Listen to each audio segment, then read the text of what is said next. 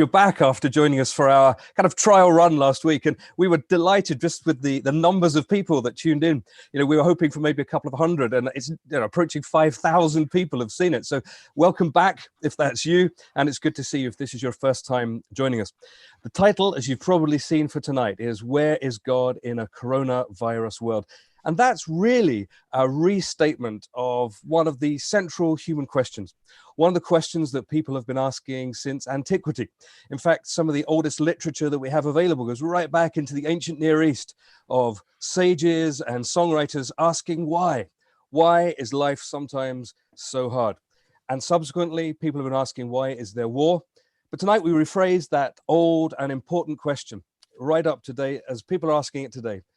If there is a God, why is there the coronavirus? And so welcome from wherever you are joining us. We had a rush of people from India joining us today. So if that's you, you're really welcome. But wherever you are in the world, it's great that you are tuning in. More importantly, though, you're really, really welcome wherever you are on the kind of the spectrum of belief. We're aware that there's lots of people that will be joining us tonight who have a very clear position that they believe in God. There may be others of you who clearly don't believe in God.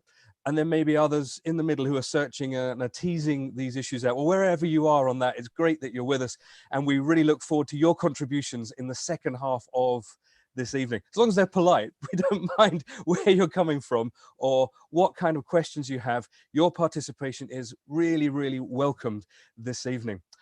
Kicking our conversations off tonight, we've got two of our speakers. That's Gareth Black, who's zooming into us from Northern Ireland, and Andy Bannister, who is sitting in front of his laptop in Dundee. They're going to kind of steer us through the first part of the conversation before we open it up to you. Just a very quick introduction. Gareth, his academic background is in bioethics, and he's really acquainted with the questions of suffering because he also works in a hospice. And so these aren't kind of questions of mere academic kind of playing around. These are real kind of like in-your-face issues for him. Andy Bannister is unusual in that he is a Christian with a PhD in Islamic studies. And he's got a great interest in the way that the different cultures and religions in the world and traditions interpret the big questions of life and how they stack up and how they relate. So maybe that's something you'd want to pick up later on in the Q&A. Your way of joining in, as I said, is by submitting questions. And the way we do that is by using a website called Pigeonhole. It works really, really nicely for Q&As because many of you are watching on Facebook or Twitter or Instagram or YouTube. And so please don't post your questions in there. Fire them all in through Pigeonhole. And that means none of your questions will get missed. We're not monitoring Twitter and Facebook. We're looking at Pigeonhole for all the questions. The other advantage is, of course, that you can see questions that are submitted that aren't in the format you're watching. When you go in there, you can fire in any kind of question. As we said, as long as it's polite, any question is welcomed in there. Your participation value is very valuable to us. We appreciate that a lot. And it means you can steer the second half of tonight's webinar around the issues that matter most to you. When you go in there, you fire in the code Solas 29 May, and that will open up our Pigeonhole where you can submit your questions. If when you get there, though, you see that the question you were going to ask has already been submitted, you can vote for it. And that kind of weights it. It brings it to the top of the pile of questions. It means I will see it and it gets a better chance of being read out. We got so many last week, we didn't get through them all. So if you see a good question, vote for it, bring it to the top of the pile, and then we will be able to work through some of the issues that matter to you and the ways that you want the conversation to go in the second half of tonight.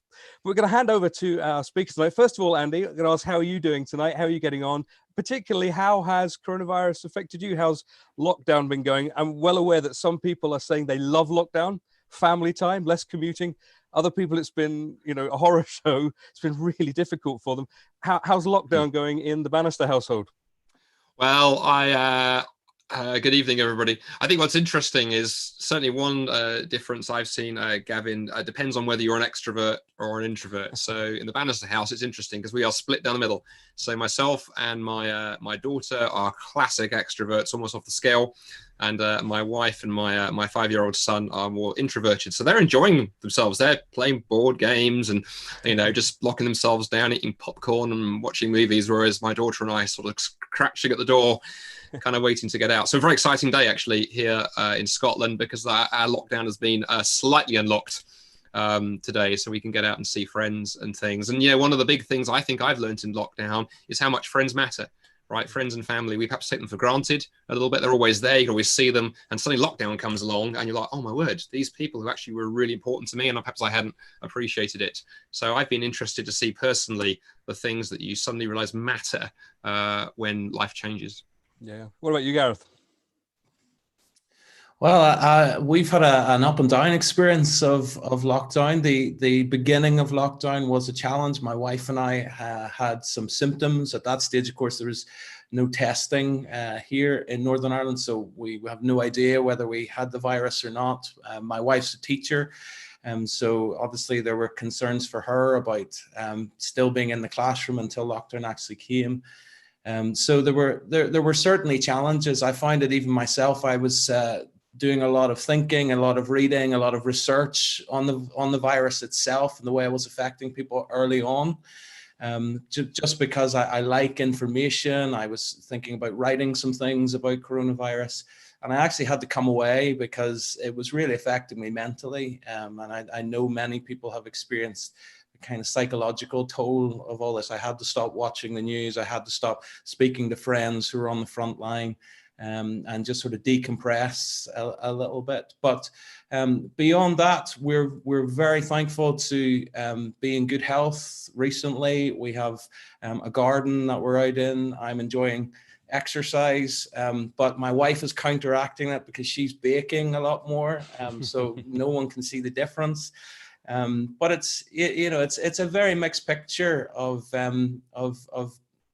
great times and difficulty as well. I mean, as you say, I've been involved with the hospice here in Northern Ireland, and there are major challenges there. Over half of those who've passed away from COVID here in Northern Ireland have been in care homes or hospice settings.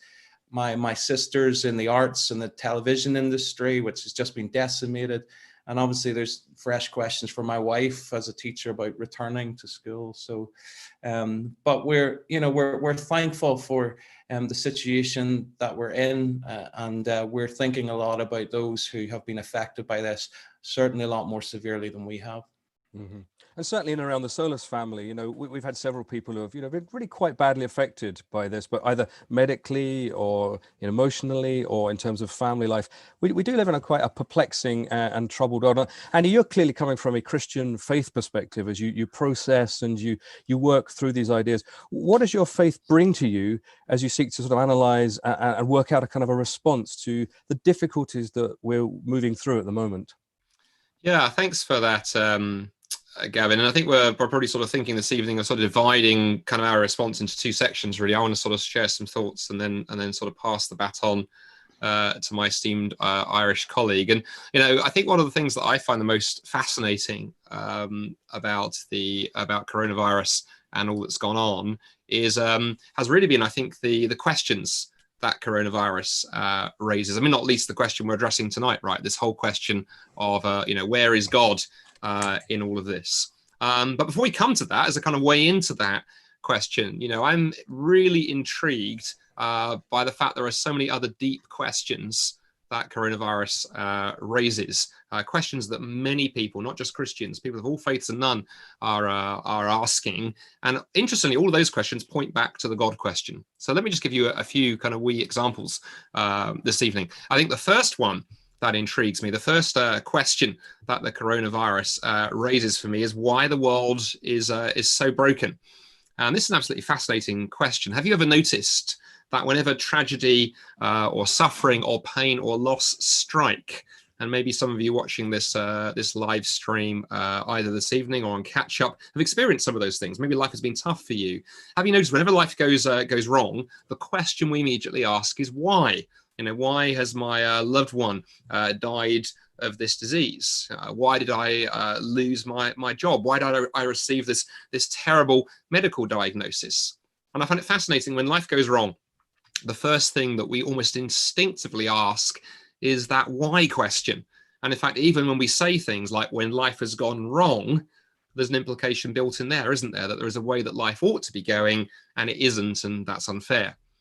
Yet, of course, if atheism, for example, by way of contrast to Christianity, were true, asking that why question is largely meaningless. There simply is no why. There is no way the world is supposed to be. But of course, interestingly, as human beings, we can't live that way. We can't live without asking why, or without probing or searching for deeper answers. We can't live without that. And in fact, as one of the most famous atheists of all time, Friedrich Nietzsche, and also possessor of one of the most amazing moustaches in the history of philosophy, as Nietzsche once famously said, "He who has a why to live for can bear almost any how."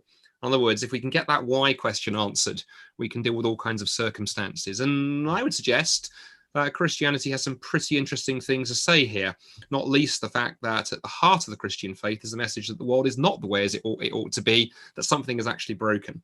But we may come to that a little bit later on. Second question that I think the coronavirus raises is equally interesting. And it's the question for me that we see bubbling up all over society of why is it we inherently recognize that all human beings have value and dignity. I mean, that's deeply interesting if you think about it. We all agree, I expect all of us watching this tonight agree, that human beings have value and dignity. Unless you are a sociopath, then in which case we're very glad that you're watching, but we're very glad that you're watching online. But why is it that we have value? Why do we have value? Where does it come from? After all, as the world-renowned atheist scientist Lawrence M. Krauss once memorably described it, he said, speaking from his committed atheism, he said, humans are a 1% bit of pollution within the universe. We are completely insignificant. Many people might agree with him. Many other people think that human beings are just another animal. But isn't it interesting that we're not living that way? Most of us, I hope, are not wandering around saying things like, hey, coronavirus has the same right to do its thing as human beings have to do our thing. We shouldn't fight it. We should just let it be. I imagine most of you watching this evening are not shuffling around saying, hey, isn't it great to see natural selection in action? I mean, after all, coronavirus is thinning off the weak and the infirm and the elderly, and it's making the herd stronger. That is not how we are responding. Rather, how are we responding? Well, most of us in the countries that we live in, we've locked down our countries. We've made huge sacrifices. We've given up personal freedoms and we've damaged our economies, all to protect the very weakest in society. We don't think that those who are weak have less value. But where does that idea come from? Well, the atheist French philosopher Luc Ferry, in his wonderful little book, Brief History of Thought, is unapologetic, even as an atheist, in tracing this idea to Christianity. He writes in direct contradiction to the Greek world. He said Christianity was to introduce the notion that humanity was fundamentally identical, that human beings were equal in dignity, an unprecedented idea at the time, and one to which our entire world owes its democratic inheritance. But this notion of equality did not come from nowhere. Interesting to think about where it came from. Well, penultimate question I want to just throw out there as we get the discussion going this evening. Let's turn to a third question that coronavirus raises, namely the whole question of why it is that human beings are both so good and yet so bad. It fascinates me how the coronavirus pandemic has unmasked, has cast a spotlight, as it were, upon the two sides of human nature.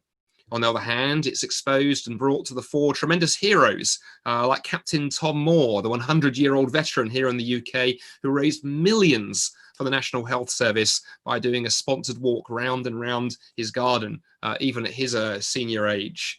It's exposed, we have people like the Italian Catholic priest, Father Giuseppe Berardelli, who after catching the coronavirus sacrificed his life by giving up his ventilator for another patient. They've been great heroes, and there are many, many other men and women we could talk about if we have time. But then there's also been the villains as well as the heroes. People have gone out and hoarded toilet rolls. They have panic bought food with no thought of others. And interestingly, often those heroes and villains have even been the very same person. The same people who have been quick to help their neighbors have been quick to spy on their neighbors and report them to the police for daring to exercise twice a day and other terrible, heinous crimes. Talking of heinous crimes, coronavirus has also exposed our judgmentalism and mob mentality. Here in the UK, the Dominic Cummings story that has dominated the headlines for the past few days is a case in point. For non-UK watchers or people who have sensibly had the news turned off for the past few weeks, Mr. Cummings was a government advisor who has been accused of breaking the lockdown by driving half the length of the country. Now, whether the story is entirely true or has been exaggerated by the press, what most interests me is the mob mentality. Even when surveys show that the majority of people have broken lockdown, sometimes in small ways, sometimes in big ways, we just love ganging together in a mob and baying for the blood of somebody who we think is worse than we are. Yet, as the screenwriter Nick Hornby once notably famously put it, he said, "I'm a good person in most ways, but I'm beginning to think that being a good person in most ways doesn't count for anything very much if you're a bad person in one way." Why are we so good and yet so bad? Again, potentially, we'll see, I think, that Christianity has some very interesting things to say here about this question that the coronavirus pandemic has raised. And then finally, before I pass the baton on to my esteemed colleagues, I want to draw some of these threads together by raising one last question that the pandemic exposes, I think, tremendously. And it's this whole question of where on earth can we find hope? We're wired as human beings to look for hope. We need hope. We long for hope. We can't live without hope. And interestingly, we have a tendency as humans to place our hope in all kinds of strange places. We try and place it in our jobs, in our standard of living, our security, our comfort, our health, and so on. And of course, here in the West, at least, we are usually cocooned from chaos and uncertainty most of the time. But coronavirus has kind of stripped away, blasted those certainties away for many of us. And now perhaps people are looking for hope in different places. People are hoping for things like an end to lockdown, or a vaccine for coronavirus, or a face mask that actually goes with the rest of their fashion ensemble, or a return to normal, whatever normal actually looks like. But good as those hopes are and worthy as they are, they don't really work as kind of ultimate hopes. You can't actually base your life upon them. Psychologists some years ago coined the term miswanting to describe our tendency as human beings to obsess about things that we think we really, really want, but don't actually want, and also not to be aware of the things that would actually be the best for us. Our desires are misordered. And I remember, as I wrap this up, this part of my talk, I remember speaking a few months ago at an event on the topic of the pursuit of happiness. It was a breakfast event back in the days when we could meet together, and a church had put it on, and lots of people had invited their friends. And before I did the talk on the pursuit of happiness, I got talking to some members of the audience. And I remember talking to one young man in the front row, young man, well, he was about my age, in his late 40s. And I said to him, why did you come today? And he said, "Oh, I don't normally come to anything associated with the church. I don't really consider myself religious, but my neighbor invited me, and there was a free breakfast." And he said the topic really intrigued me. I asked him why, and he said, "Well, for the last 8 years, Andy," he said, I've been working 2 jobs every hour available, and my dream through working every hour available and working those 2 jobs was to pay the mortgage off 1 year or several years early. I thought that was the best gift I could give to my family, to pay the mortgage off and for us to be debt free. He said, "Here's the thing." He said, "A few weeks ago, I achieved that dream. I earned enough, I paid the mortgage off, I walked into the building society, into the bank, wrote a check and paid the house off. I was debt-free 10 years early." And he said, "Here's the thing, I thought that would be the happiest day of my life." He said, "I've been aiming at it for so long, but do you know what?" He said, "It turned out to be one of the most miserable days of my life, because I walked out of that bank and I felt totally, totally empty. What on earth am I supposed to do now?" And he added this little statement at the end that I thought was such a beautiful line. I put it on the screen share PowerPoint slide. He added at the end, "What happens," he said, "if you spend your entire life climbing a ladder only to discover it's leaning against the wrong building? That," he said, "is why I've come to this talk. So you better answer the question, mate." Well, I think Christianity has a lot of things to say about where we can find real hope as well. So these are some of the questions I think that lie behind this much bigger question of where is God in all of this. That's great, Andy. That's really good. Thank you, because that's opened up a lot of the ground, a lot of the questions, and it probably speaks to a lot of us about the things that we're aiming for and hoping for and relying on.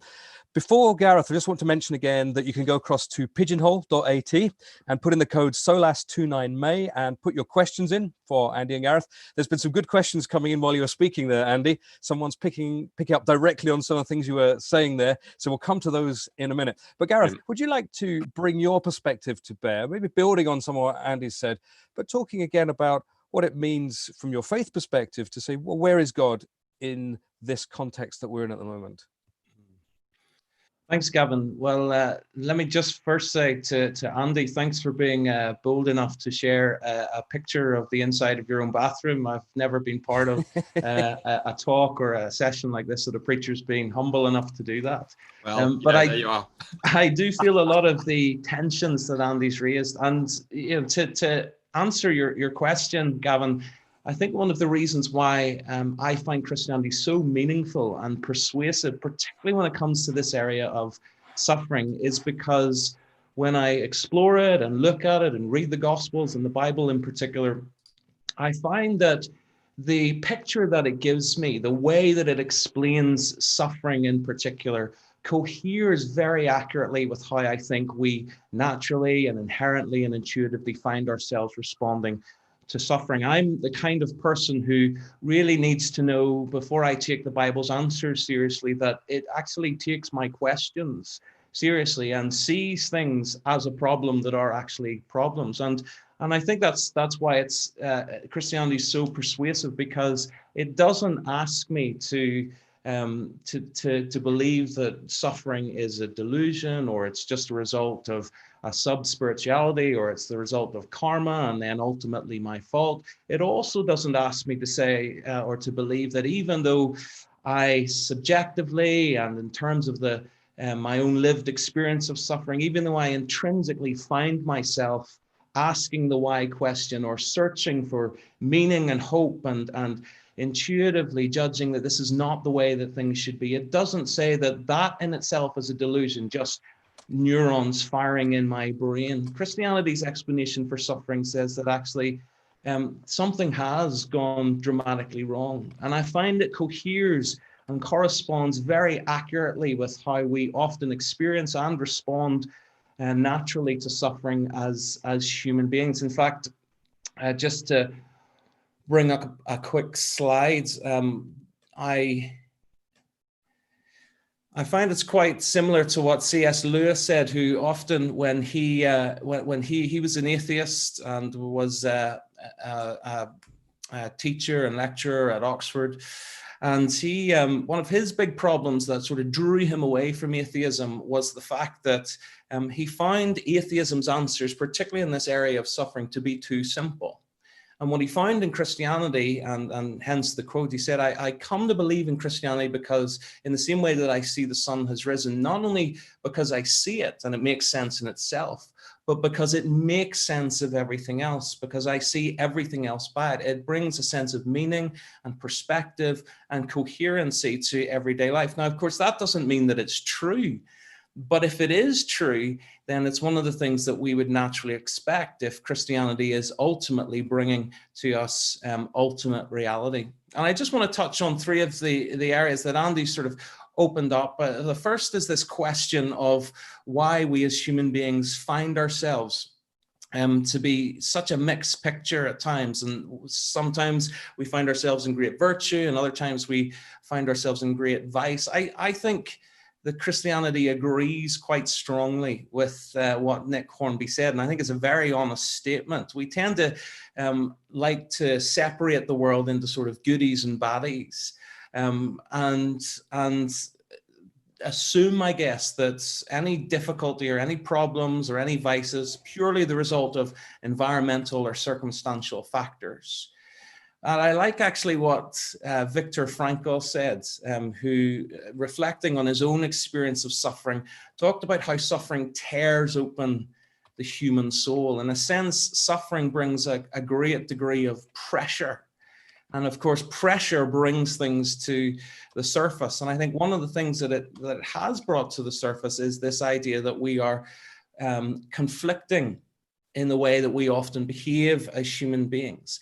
And it's not necessarily a result of external factors, although I don't want to minimize them. It's maybe a little bit more what Alexander Solzhenitsyn said. He said this: if only if it were all simple, and if only there were evil people somewhere insidiously committing evil deeds, and it were necessary to separate them from the rest of us and destroy them. But then he says this: but the line dividing good and evil cuts through the heart of every human being, and who is willing to destroy a piece of his own heart. And I think that coheres strongly with what Christianity says, that actually the heart of our human problem is in fact the problem of the human heart. And when we're put under pressure, that comes out even among the best of us. I find it really interesting that the Apostle Paul, when he talked and shared about his own experience of human behavior, he said, I find myself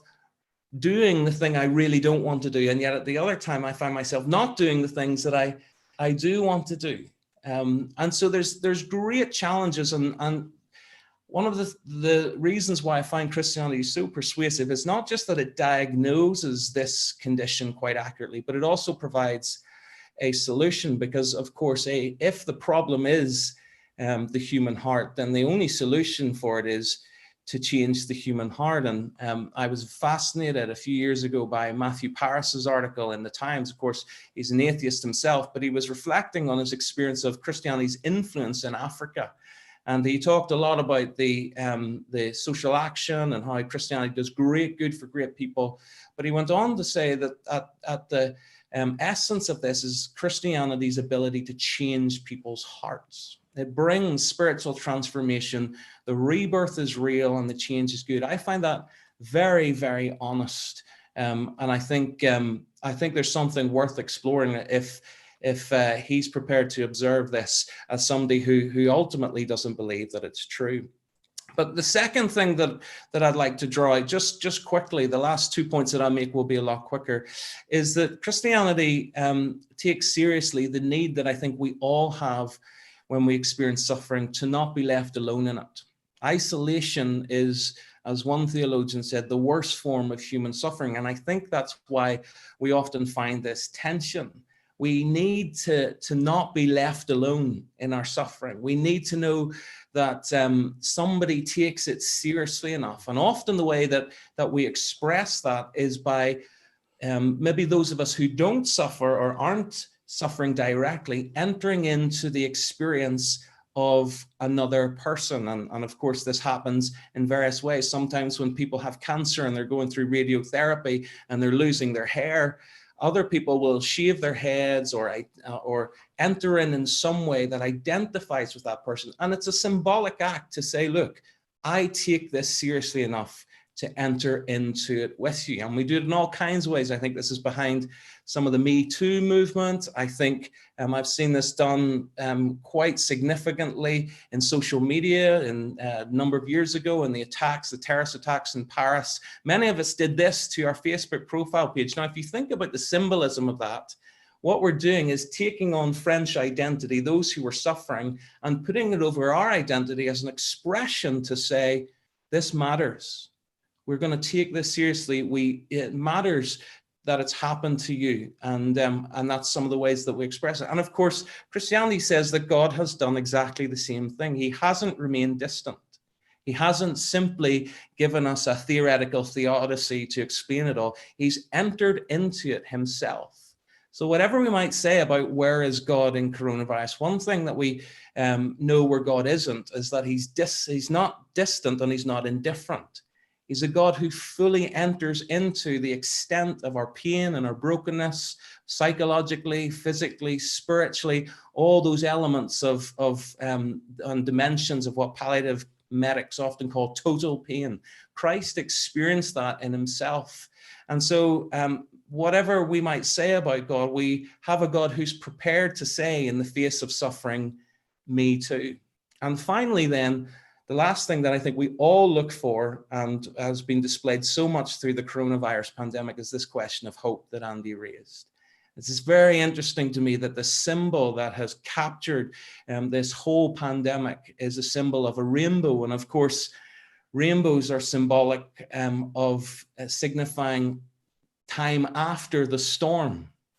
And of course, we naturally, when you think about even the songs that we sing at this time, Somewhere Over the Rainbow or Don't Dream It's Over, there's this inclination in all of us to naturally believe that coronavirus or any form of suffering won't be the end of the story. That it's ultimately, there will be a day when no one dies of coronavirus. There will be a day when suffering will be history.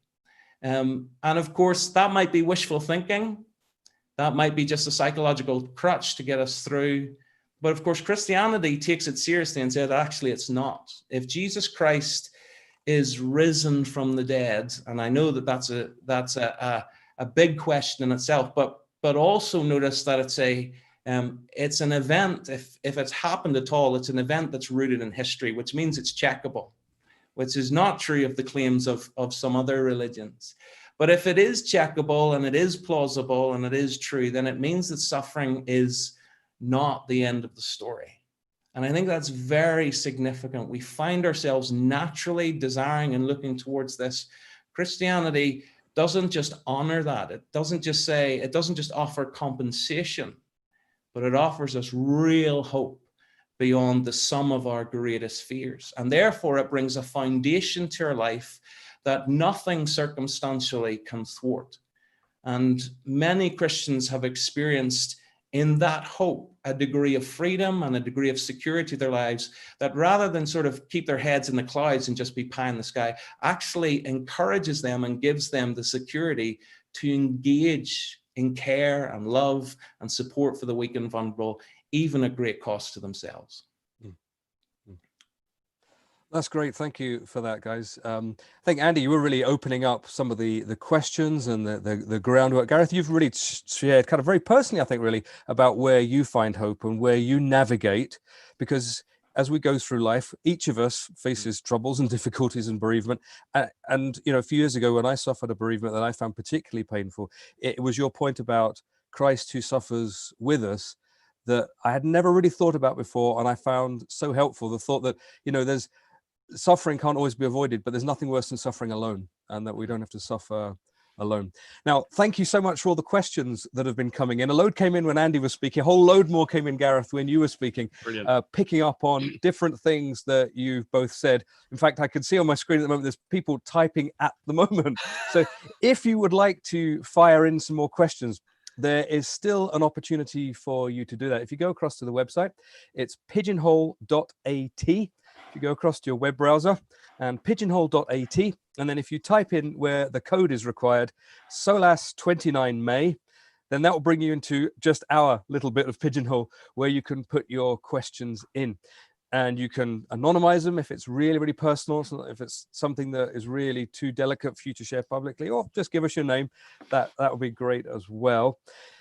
Also, as I mentioned before, if the question that you wanted to ask is already on there, you can vote for it and it will bring it onto the top of the pile. And that means it's guaranteed that I will be able to see it and a greater chance that it will be asked. So, Andy, if you're there as well, can't see you on the screen, but Gareth, I can see you're there.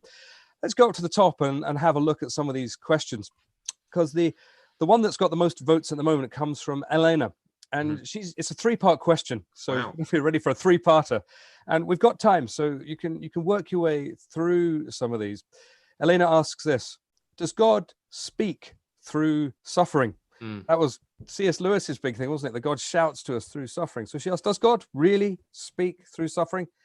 Has God allowed this crisis, or should we just accept that he's leaving us in our mess? Andy, do you want to start us off with that? Yeah, why don't I sort of take, I almost want to take, that's three wonderful questions, Elena. Thank you. And the kind of way they sort of fit together. Why don't I have a go at the sort of first 1.5 parts, and then I can pass the baton to Belfast. This feels like Eurovision Song Contest now, over to Belfast.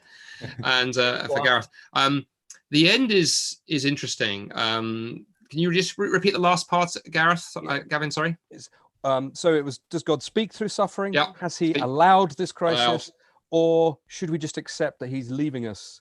Good question. Let me start with the leaving thing. I mean, what I find interesting, Elena, I don't know where you're coming from in asking that, is, as I think Gavin hinted, I think a lot of Christians have very much found the experience of when suffering happens, of having that sense of God with them. We don't always know why. We're very clear in this. As Christians, we can't always say why this particular piece of suffering. I think we can say why there is suffering generically, but I think we can't necessarily answer the specific question. And so, a few weeks ago, we've, my wife and I and others have been affected by this. We've been through a whole series of bereavements actually over the last kind of couple of years. I've lost, I lost a very dear friend of mine who died of cancer when he was kind of 36. Another friend of mine last year, 52.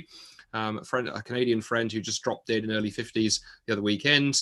And then Gareth and I particularly have lost, a friend and mentor to ours, gentleman called Ravi Zacharias, who died suddenly of cancer. And so it's felt like a whole series of whammies coming along.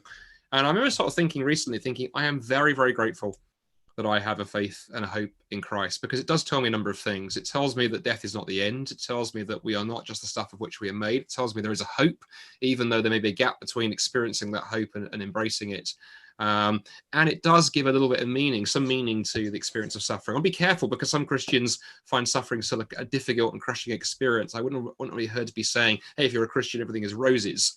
But it does give you a foundation and something concrete under the chaos. And I found that recently and in the past as well. The other thing I'd say, particularly with a view to the idea that maybe God, has God left us?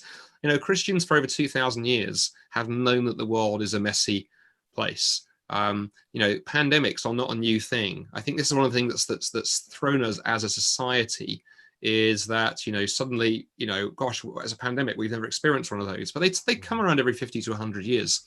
And Christians have lived through them. And if you look back through Christian history, it was interesting. It was the way that Christians responded to the plagues and pandemics in the first few centuries that was one of the things that kind of lit the fire under the growth of the early church. Because when everyone else was kind of running away and ignoring, leaving people, Christians were actually often the ones going out and not just helping their own community, but at great personal cost, very often helping other victims of the plague and other pandemics. So this is not new for us as Christians. So I don't think Christians have ever sort of looked at suffering and gone, well, therefore God isn't here.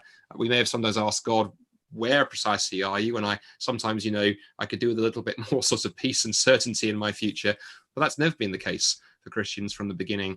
And to hint just at one other thing you asked there, and then I shall pass to Gareth. Is God saying something or speaking or communicating through this? Gavin alluded to that quote from the famous Christian philosopher and thinker C.S. Lewis, who said that while God doesn't cause sort of pain and suffering, he's not the author of it. He does speak through it. And in particular, he can use it as a megaphone, because when life is going well and when everything is wonderful, when the job is going well and the kids are behaving themselves and our health is great and the sun is shining outside, as it always does in Scotland, and everything in the garden is rosy, we have this human tendency to turn our backs on and ignore God. It's like, thanks very much, I can manage. It's suddenly when life gets tough that I think that instinctive reaction to say, oh, I need some help now, comes through. And that is, I think, one of the things behind the fact that so many in our society right now are asking questions about God. It's fascinating to see the interest, the number of people taking part in online spiritual events. I mentioned, I think, on the webinar last time, Russell Brand, the famous British comedian, did a little video cast on why are people Googling prayer, and talked about his own experience of yearning for something right now. Over 2 million people have now seen that. So God can work through and use suffering as a way to communicate to us. He certainly hasn't left us. But Gareth, is there anything else I've missed out from that wonderful 3-part question? Thank you, Elena. Gareth. Yeah, it's an excellent set of questions, Elena. It's I'll just say a brief response to the first part of it. Does God speak? I mean, similar to some of the questions that Andy has raised and already said tonight, I would take us back to that quote by Viktor Frankl about how our experience of suffering tear open the human soul, particularly protracted experiences, that aren't sort of short, and we sort of mitigate and we sort of get on with our lives. When we have to sit in suffering and there's not a lot that we can do, and we are literally in lockdown, it really does cause us to ask big questions about the foundation of life. Now, whether that's God directly speaking or not, he's certainly using it in order to ask us some very, very important questions. And of course, Jesus once told a parable about two people who built a house, and a lot of people will know it. And one person built a house on a rock, and another person built a house on the sand. And of course, the thing about foundations is they're underneath the surface. You can't tell whether they're stable or not. So the only thing that is able to identify the stability of this foundation is a storm. And of course, the story goes that the house built on the sand was destroyed by the storm, but the house that was founded on a solid foundation was able to transcend the storm and stay secure through it. And Jesus was just raising the question that storms in our lives have that ability to raise a question about just how stable and adequate our foundation will be. And Andy, of course, mentioned about we often seek to find our foundation and purpose in life in job and success and particularly our health. And of course, those are the things that coronavirus has taken away. And so it leaves the question, if we live in such a vulnerable world where these foundations that we often are told to build our lives on are so easily taken away and can crumble, is there a better foundation? Is there something more? Not that those things are necessarily bad or wrong in and of themselves, but are they adequate enough to stabilize our lives even in these sorts of very, very difficult contexts? So I think at that level, certainly God does speak. Now, that doesn't mean to say that he answers all our why questions. And of course, that might be another thing that we want to explore in the Q&A, but it does encourage us to ask these bigger questions about foundation, and not just to, again, look at circumstances, but look at the character of God, often not just to lean on circumstances themselves, or in a sense to lean on having all a perfect explanation for every individual scenario. But often I think the Bible encourages us to look at God's character. And as a former colleague of Andy and I, Oz Guinness, said, we may end up staying in the dark about exactly what God is doing in all this, but we are not in the dark about God himself and who he is. And certainly, what I've said about Jesus and entering into our suffering on the cross, we're not in the dark about how God takes this stuff seriously. Okay, thanks for that, guys. Now, there's a question which has just been put in while you were speaking, and it's been voted right up to the very, very top. And it picks up, in fact, on the middle part of Elena's question, and also on what you've been saying about God speaking through suffering. It picks up on the C.S. Lewis thing about God's megaphone through suffering. And you're talking about things like, we can ignore God when life's going well, but suffering wakens us up to questions of eternity, questions of fragility, our immortality, and all the big questions come to the top. But this is the question. I'm going to read this just slowly because it's a very perceptive question, and I wonder what you think about this. If God is fully sovereign, instead of using suffering for our good, he could avoid the suffering altogether. Surely an omnipotent God could find a less harmful way to teach us than through suffering. So that's a big question. Who wants to have a bash at that one first?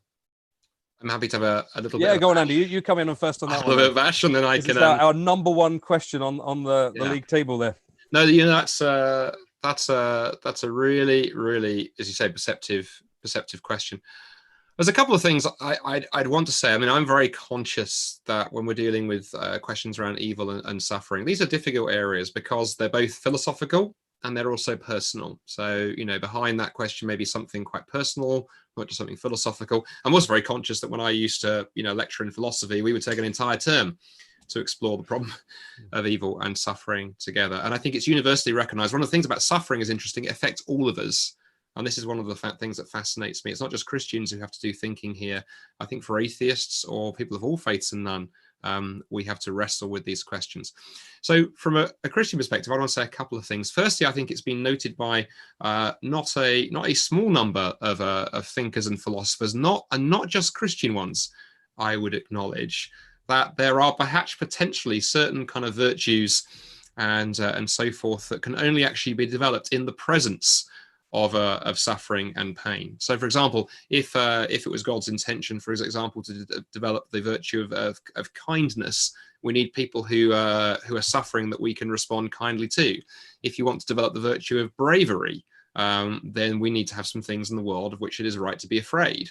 And as a parent of 2 young children, I'm very conscious that I have a natural instinct as a father to cocoon them from absolutely everything. I'm also conscious that would not necessarily be helpful, because there are some certain virtues that only develop in the presence of suffering. I think that's certainly one response that many thinkers have made around this issue, and not explicitly Christian ones, which is interesting. Secondly, yeah, absolutely, the point about God being omnipotent is a really interesting one. I find it interesting, actually, the Bible never uses that term. That's we love to throw philosophical sort of Greek phrases into things. The Bible certainly says that God is all powerful and uses those kind of words. But the other thing the Bible talks a lot about is that what God ultimately wants for us. God's intention, I think, if you read the Bible carefully, is not that we would live lives of delirious happiness and merely experience sort of happiness and ecstasy. If God wanted that, then he could have set up a world a bit like the film The Matrix, if you remember, where human beings are floating in vats of sort of biological effluent and plugged into a great computer in their brain. God could have done that to us, but that's not the kind of world God wants. God created a world in which he wants a relationship with us, and one in which we would choose to have a relationship with him. He also wanted a world in which we would genuinely love one another and demonstrate self-sacrificial love for not just our friends but our enemies as well. And if that's the kind of world that God is aiming at, that does mean there are some choices then that follow from there. And one of those, of course, and Christians have talked about this for millennia, is that therefore that means there's a kind of world in which human beings may choose to do evil and do harm to each other. And then the question becomes, does God merely just allow us to get on with it? Or does God firstly do something about sorting out the problem of suffering? And that takes us to Jesus and the cross. And it also raises the question of, would God then try and turn some of that injustice and that hatred actually to ultimately good ends? And actually, I think that's interesting, the way that God sometimes does that people intend something for evil, and actually through it, actually God does something quite different from what the perpetrator intended. So I think there is the development of virtue, and there's also God's much bigger picture of what this world was designed to be, can be helpful in responding to that. Just a book recommendation. We'll talk about some of these at the end. I'll mention it now, but it'll go up on a slide at the end. There's a wonderful book on this whole question of suffering and evil, written by a friend of mine and Gavin and Gareth, called Sharon Dirks. And Sharon wrote a wonderful little book called Why. And it's a brilliant book because it looks at this very personally, and it also looks at some of the bigger philosophical questions and tries to approach it at both levels. But I've covered quite a lot of ground quite fast. Gareth, is there anything you would add to that? Probably quite a bit. I would love to add to it, but I'm conscious that a lot of people have submitted more questions. So let's move on. I'm really happy with Andy's answer. So brilliant. Why don't you bat the next one to Gareth, Gavin? Yeah, okay. Nice easy one for him. Okay, what we're going to go for is this next question here, because one of the things that comes up in your last answer, Andy, was the idea of human free will, human responsibility, the world being not as God originally intended. So someone's written a question, which has been voted again right up number 2 on our chart there, which kind of picks up on that. Someone has written, it's an anonymous one. I don't know who wrote this one, but can I run this question past you, Gareth? Isn't the virus just evil? It comes from human destruction of the environment, greed in the meat trade, pride in the Chinese authorities who didn't deal with the outbreak properly. So we started off by asking, where is God? This person say, well, isn't it just our fault? Haven't we as humans just misused the environment, misused meat, misused animals, global trade? The guilt, the fault lies with us. Your response to that, Gareth? That's a very perceptive question. I think what it raises is sometimes the difficulty that there is in making a very clean distinction between what philosophers often call natural evil and moral evil. So what philosophers will often say is moral evil is acts that are committed, that are heinous and wrong and evil, that are perpetrated by moral agents, i.e. human beings. But natural evil's not, because it's earthquakes and tsunamis and famines and coronavirus and things like that. Now, it's difficult because on the one hand, in philosophy, defining what nature or natural is an extremely difficult thing. And I know this from my my ethics, but also the evil itself sort of invokes a moral category. So, you know, the whole term is difficult, but I think it raises the idea that as much as this is a biological, pathological problem, there's a whole network, perhaps, of human agency and decisions and problems, perhaps, that are the result of it. I have a friend who studies and who provides a lot of relief in natural disasters and things like that. He's a professor in Florida, looking at these things, and he often says natural disasters are not so natural. And what he means is there's human agency behind them, maybe sort of further down the line. And of course, coronavirus is that. We have a natural problem here, but whether it's down to human greed, whether it's down to bad hygiene, we'll probably get to the bottom of it at some point.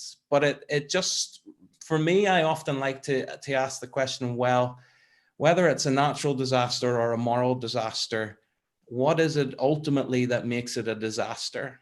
And I'm not sort of trying to do sophistry here or you know, play around with the question. But for me, we often term things as natural disasters because of the scale.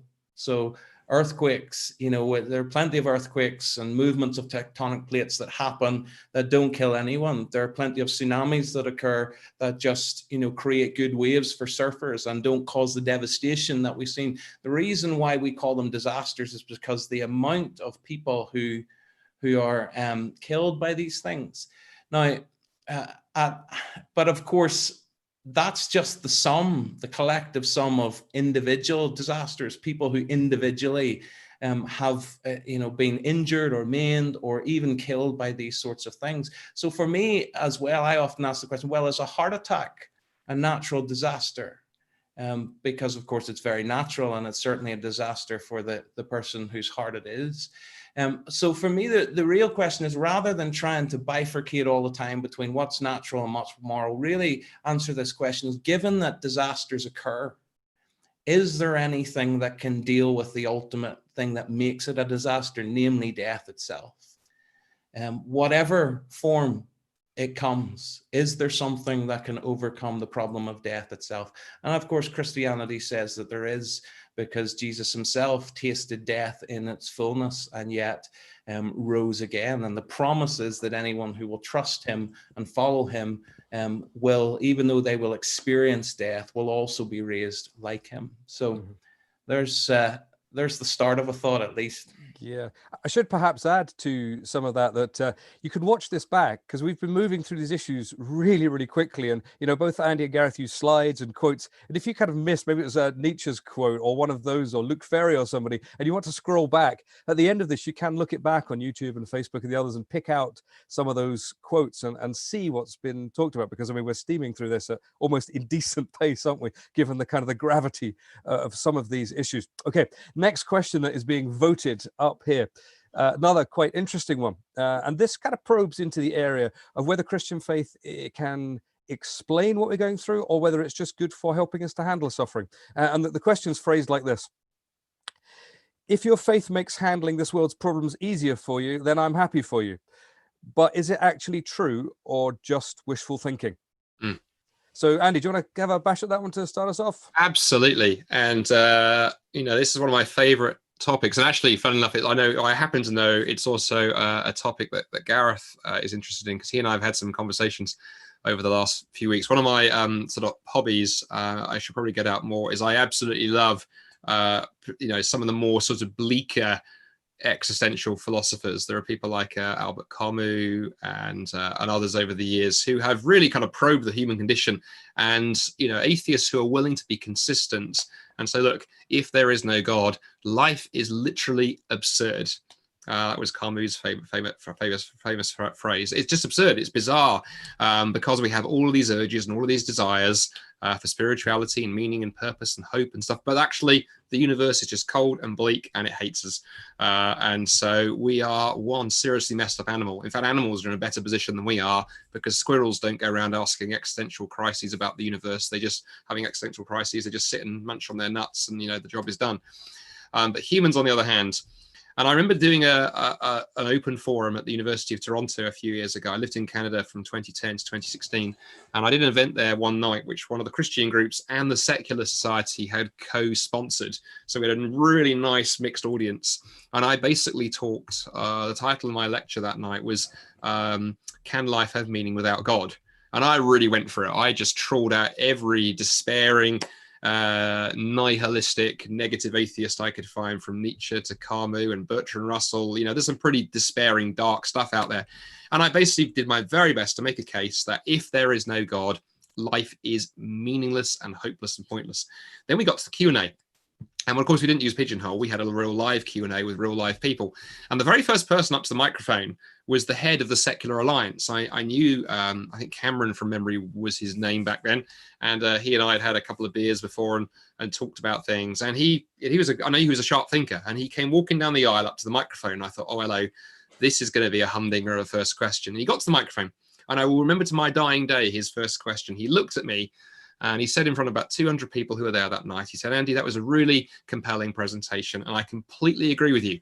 I've been wrestling with this more and more and more for the past year or two. And I'm utterly convinced you are right, that life is meaningless and purposeless and hopeless without God. It is grim despair, as Bertrand Russell said.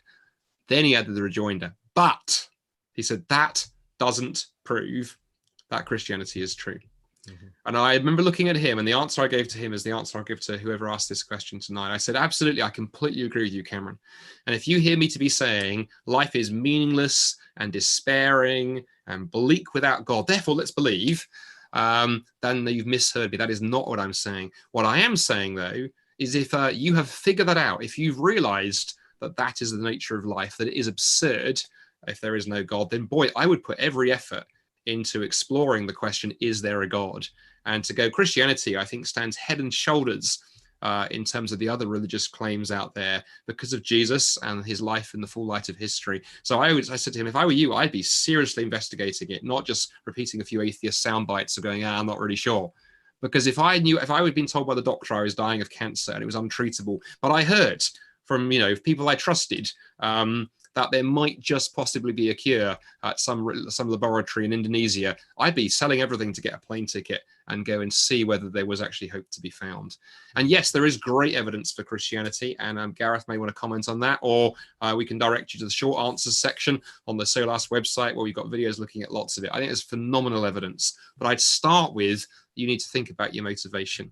And have you really, as an atheist, face the fact that the universe is bleak and despairing head on, and either gone, yeah, I have the courage, I can live that way as if there is no meaning, or are you actually hiding from pursuing a question that you really need to chase down about whether Jesus was who he claimed to be?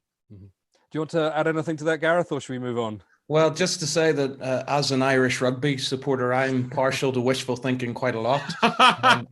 It doesn't, I hope it doesn't come into my Christianity, but it is worth noting that, atheism, if it's purely about how it makes us feel and the benefits and the convenience of it, then, atheism could equally be as much wishful thinking. It could be as equally convenient and good to think that, there is no God behind this, and therefore, we're not accountable, and we don't need to think about standing, before an ultimate judge and giving account for how we've lived. Now, that's convenient, and all of us have different motives for why we believe what we have. It's interesting, even the atheist philosopher Thomas Nagel once very honestly said, this isn't purely for me about the facts and the evidence, my atheism. I don't want there to be a God like this. I don't want the world to be the way Christians make it. Now, of course, that's nothing to do with evidence. That's just to do with subjective preference.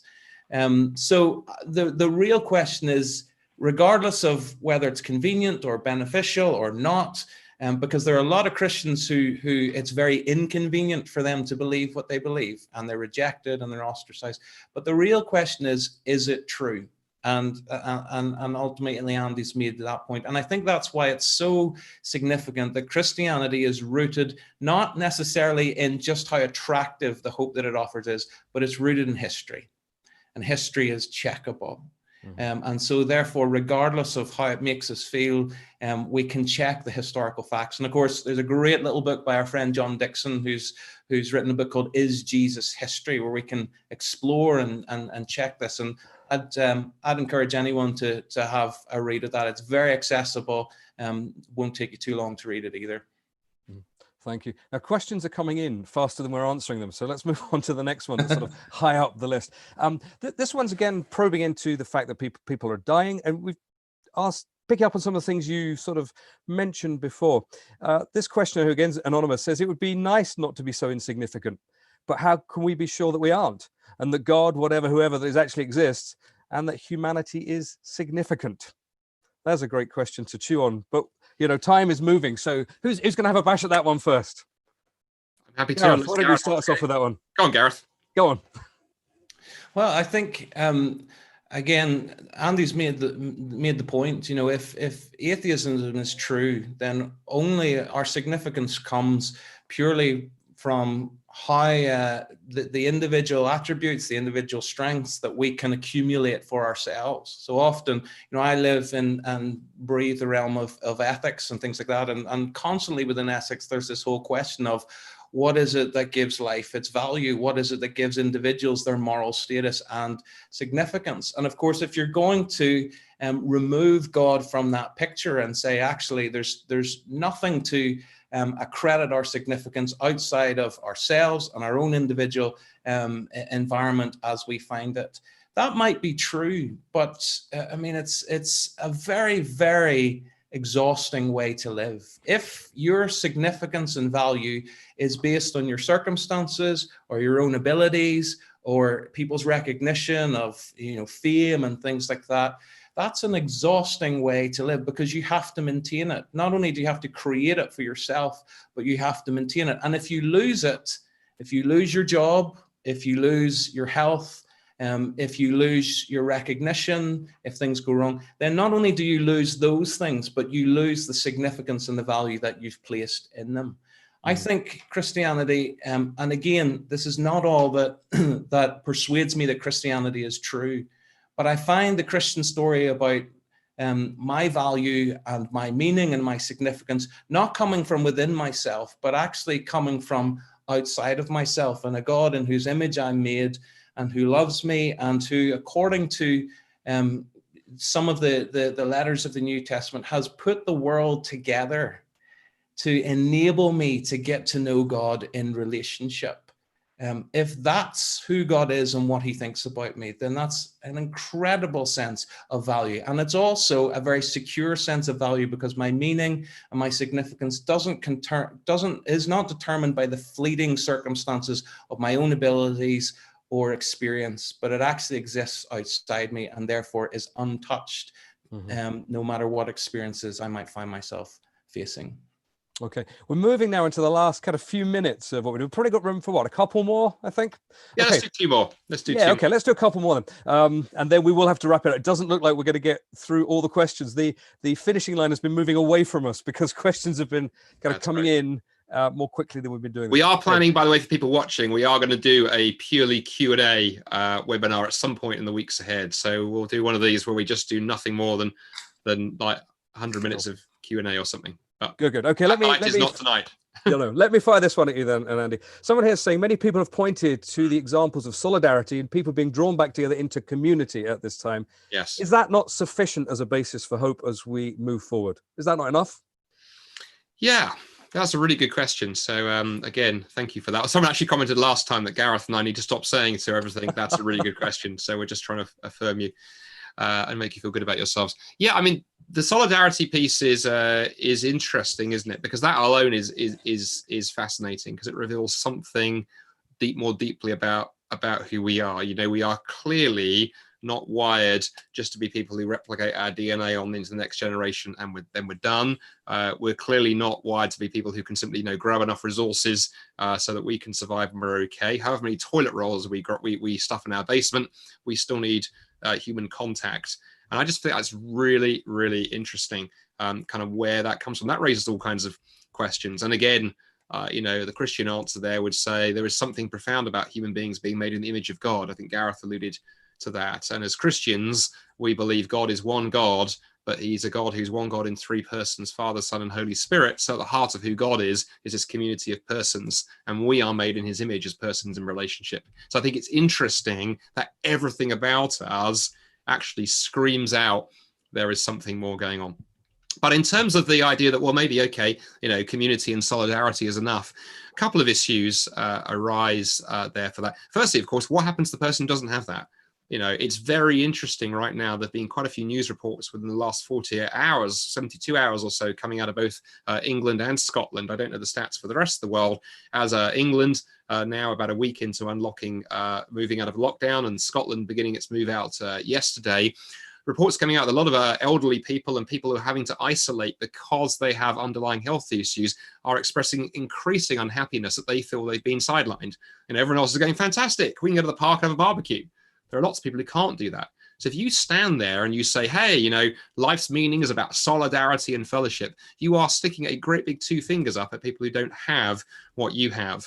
And it's interesting that the famous atheist writer Sam Harris talks about this in one of his books. He says the moment that you say that being human or human significance or purpose or whatever is about having a certain set of attributes or features, the problem is what do you have about those who don't have those or who can't enjoy them?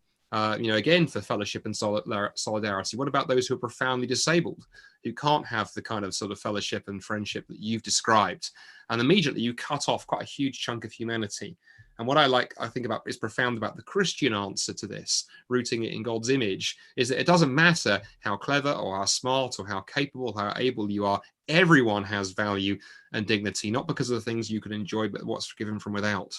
But then the other thing I'd add is that, it is part of the universal human experience that anything that we place at the center of our lives, be it our job or our standard of living, or yes, our friends and our community, the problem is all of those things we can lose. And none of those things are ultimately secure. And actually placing your hope in those things ultimately ends up making them control you. And, if ultimately you need those group of friends, or you need that particular relationship, or you need that standard of living, or your life isn't worth living, actually that is a recipe for all kinds of anxiety and disorder. And many psychologists have talked about that. Ultimately, and Viktor Frankl, who Gareth quoted in the very famous book, Man's Search for Meaning, talks about this, that unless we find something truly bigger than ourselves, not just a kind of wish fulfillment, but either there is something truly bigger than ourselves that can ground our hope and security and purpose and identity, or basically we are in real trouble. And the Christian answer is, yes, there is. In fact, we were designed for that. That's why we scream out for that. This is not some trick evolution has played on us. The reason we yearn for meaning and we yearn for purpose and we yearn for hope is we're designed to find those things in the God who made us and loved us and demonstrated that for what he did for us in Jesus. Mm-hmm. Gareth, do you want to have a comment on that, or should we move to our last question? Let's move on to the last one. Okay, one last question. We've only got time for one more. I'm just going to scroll down to a particularly helpful one I'd like you to both, I think, reflect on before we finish and wrap up tonight. Someone has picked up on something that I can't remember which one of you said earlier on about the kind of the hope of the future and the kind of the Christian idea of salvation, of heaven, of a post-COVID world, of a post-suffering world, a post-death world. And someone said it's all very well to hold up that hope for comfort in the future, but is there any comfort now? Is there any comfort in the here and now for the suffering that we're going through, for when there's people dying of COVID, when there's people on respirators, when there is real suffering? We've talked about future dated hope. Is there any comfort now? And could you go on and say, well, how might we experience comfort now rather than just pointing towards an eternal future? Andy, will you kick us off on that one? Yeah, I mean, so be brief, because we have been giving long answers and time is against us. Yeah. What's really, really interesting is reflecting on I mentioned, earlier on, the fact that I'd lost, several dear friends over the last 2 years going down like a row of dominoes. And I'm really, really struck by, my dear friend Nabil Qureshi, who may be known to some of the Christians watching this webinar. Nabil was a fascinating character. He'd grown up in a Muslim family, very committed Muslim, and then became a follower of Jesus, and had an amazing kind of impact, wrote his story, New York Times bestseller, 300,000 copies, his book, Seeking Allah, Finding Jesus. But then was diagnosed with stage 4 cancer in his mid to late 30s, very suddenly, out of the blue, and was dead about a year to 18 months later. And, you know, those of us who were friends with him, what I was struck by with Nabil was exactly this. There wasn't just this hope for the future. There was also, I think, talking to him, this incredible hope now. And that came through in a number of ways. Firstly, I think there was that real sense of God's presence with him, even in the midst of suffering. There wasn't a sense that suffering is just meaningless and pointless and hopeless. There was that real sense of God's presence in the middle of it. And I think, you know, Bible passages like Psalm 23, you know, which have been a terrific comfort to Christians and others down through the ages, talk about that sense of God being with you right now, right here in the middle of suffering. So I think there is that piece. But then second, I think the other piece is we shouldn't disconnect our present hope now and comfort now from that future hope. I think the two go together. And I think the Christian message in a nutshell says, you know, because of what Jesus has done in the past, that gives us a hope for the future. And that means we can live with confidence now. Because although we may not know what tomorrow looks like, I think somebody used this quote earlier. I think it was Gareth referring to our friend Os Guinness who said this: I can't know what tomorrow holds. If all I have for right now is I hope it's better tomorrow, but I have no way of knowing if the atoms in the universe will configure themselves appropriately, then I am going to end up in despair. But if I can go, okay, I may not fully know what tomorrow looks like, but I know that God is with me. I know if I'm a Christian that his spirit is within me. I know that he knows what's around that next corner, and I can trust that uncertainty to a God who I do know, even as I head into the darkness and the mist. So actually, knowing that there's a hope for the future and knowing what God has done in the past together, I think give me meaning and comfort right here, right now. And certainly that was the experience of my friend Nabil as he walked through those stages of dying of cancer and leaving behind a young family in his 30s. And I was impressed by the joy that came out of him right here, right now, not just because of what was around the next corner. Mm-hmm. Gareth? Yeah, the question reminds me of what the Apostle Paul said in the New Testament when he said, you know, if in this life, or if we have hope only in this life, then we're of all people to be most pitied. And obviously he was talking about that hope that is beyond. But of course, Christian hope, as much as it is a hope that goes beyond death, it's also a hope that endows life with significant meaning. So, you know, there's Christians often talk about grieving, but grieving not as those who have no hope, but also we do not hope as those who don't grieve as well. Now, I spend a significant part of my time in the hospice, as I said, and of course the situation with the hospice is that there is no ultimate hope of avoiding death. Very often it's palliative in the sense that there's nothing more that can be done medically in order to reverse this, and many people are at the very end of their life. But what I do find is that, you know, we've talked already a lot about God speaking and God being present with us. And what I find is that often we assume that that will be some sort of dramatic or supernatural sense. Often I find the way God speaks and the way God presents his hope to me in a way that matters today is not through these big dramatic events, but through people who engage with me, who care enough to step over that line and speak and pray and engage with me because my life matters to them. Even though I might find myself in that hospice one day, right at the end, with no hope of avoiding death, my value doesn't exist in the sum of my own medical or intellectual parts.